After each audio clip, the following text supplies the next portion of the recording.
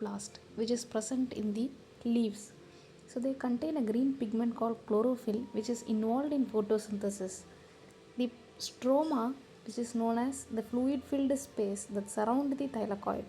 You can see an outer membrane, inner membrane and thylakoid. The thylakoid is arranged as stacks of piles called as stroma.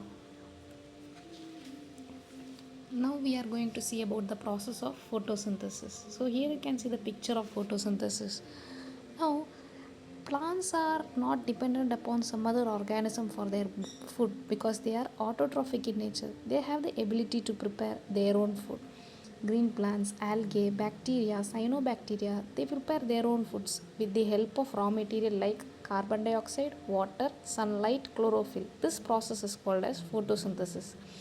The word photosynthesis is made up of two words. One is photo, which means light, synthesis, to make or to create.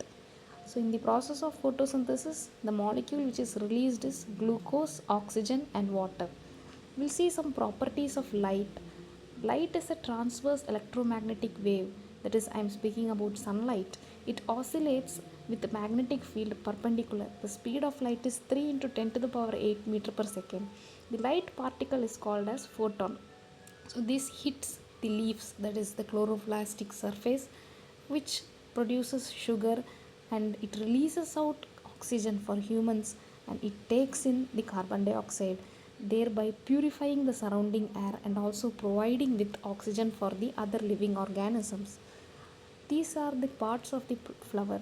So if we take a plant, the flower is the reproductive part of the plant. So the flower contains these much of parts, out of which this pistil and stamen, these two parts are the reproductive parts. Pistil is female part, stamen is male reproductive part. Other part is attractive colorful petal, leaf, stem and sepals. This is another picture for representing the parts of flower, where you can see the pistil is divided into stigma, style and ovary. That is, pistil is the female part, gynoecium, whereas anther and filament, that is the stamen part, which is male reproductive part of the flower, can be named as androecium. Pistil is named as gynoecium. Now we'll see the parts of a plant. If you take a plant, it can be divided into shoot system and root system, where the shoot system consists of flower, bud, leaf, fruit, stem.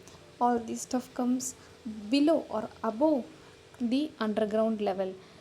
The underground level, below the underground level, is known as root system, which has